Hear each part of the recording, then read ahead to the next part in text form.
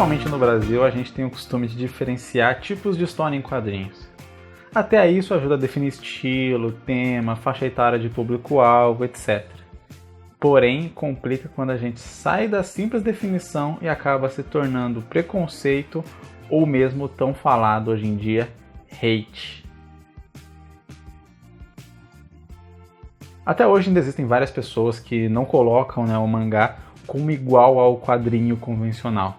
Isso para os dois lados, tanto do lado de leitores de mangá, que acreditam que o mangá está acima dos outros tipos de quadrinhos, dos quadrinhos mais comuns, ou mesmo dos gibis, que é até um termo que ficou ainda menos popular, para se definir o quadrinho. Quando você fala, um gibi, aquilo parece que é ainda menor do que qualquer quadrinho comum, Parece que é uma coisa ainda mais infantil e mais zoada do que o restante. Mas isso também vem dos lados dos outros leitores de quadrinho normal, que também tem preconceito com o mangá e considera que é algo inferior às HQs que eles leem, E é normal ver leitores de quadrinhos americanos geralmente diferenciarem HQ de mangá, Como se o quadrinho americano fosse HQ, fosse história em quadrinho, e o mangá não fosse, ele fosse outra coisa. E geralmente, como eu disse antes, inferior ao quadrinho americano, ao quadrinho convencional. Nesse caso, eles acabam diferenciando realmente as duas coisas como se elas fossem distintas e elas não pertencessem de maneira alguma ao mesmo grupo. Mangá, ele não é nada mais do que a tradução do termo brasileiro para história em quadrinhos. Então, você diferenciar o mangá nesse sentido não faz sentido nenhum. Em Portugal, por exemplo, história em quadrinhos é referido como banda desenhada. Se você está vendo esse vídeo aí e você é de Portugal, você pode confirmar aí embaixo ou até me corrigir se eu estiver errado. Nos Estados Unidos ou na Inglaterra, ou países de língua materna inglesa, inglês, o termo é referido como comic books ou somente comics, que é o mesmo termo, é só a tradução de novo do história em quadrinhos. No Japão, o termo é o mangá, assim como na Coreia o termo é manhwa. Eu não sei como que é a leitura, então, por favor, se você sabe como é a leitura, coloca aí, como é a pronúncia, aliás, Enfim, eu não falo coreano, eu assisti só um dorama na vida e nem terminei. Então, eu não faço ideia de como é a pronúncia de história em quadrinho em coreano. De qualquer modo, o ponto que eu queria chegar aqui é que todos esses são simples traduções do nosso termo história em quadrinhos. Eu mesmo acabo usando palavras diferentes para definir a gama de estilos e localização que o quadrinho tem. Então, quando o quadrinho ele é inspirado no estilo de super-heróis, ou ele tem aquele traço mais característico dessas empresas que a gente está acostumado a ver, como Dark Horse, DC Comics, Marvel Comics, etc., e Image, por exemplo, também, eu acabo usando o termo comics, exatamente para não cair nessa mesma crítica que eu fiz, sobre acabar se definindo o quadrinho americano como HQ e os outros como outra coisa.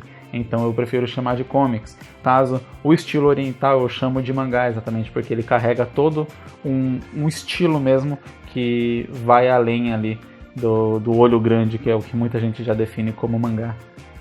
E para um estilo mais estilizado, com até um visual um pouco mais infantil, ainda que exista esse tipo de desenho adulto, mas quando o desenho é bem mais estilizado e ele tem esse visual um pouco mais infantil, eu chamo de cartoon, que realmente é a definição para um desenho animado, um desenho mais infantil. Nesse caso, eu mesmo uso vários tipos de definições, vários tipos de nome ou mesmo de traduções para definir diferentes estilos, para conseguir entender de qual estilo eu estou falando, mas sempre tendo noção, tendo ideia, que eles são a mesma coisa, que eles são história em quadrinhos, eles são, vamos dizer, eles têm o mesmo peso e a mesma importância, nenhum menor que o outro ou pior que o outro. Porque realmente o que é o problema não é a definição dos gêneros ou dos estilos com base no nome, mas sim a ideia de que um pertence a um determinado grupo e outro não. Quer dizer, muitas vezes, principalmente aqui no Brasil, você vê o cartoon e o comics eles serem encaixados no mesmo grupo como história em quadrinhos, enquanto o mangá ele é excluído desse grupo, principalmente mesmo por autores que são desses outros gêneros de cartoon e comics, quanto também às vezes por editoras ou por eventos e premiações e coisas do tipo que sempre colocam o mangá como se ele fosse algo separado das histórias em quadrinhos comuns.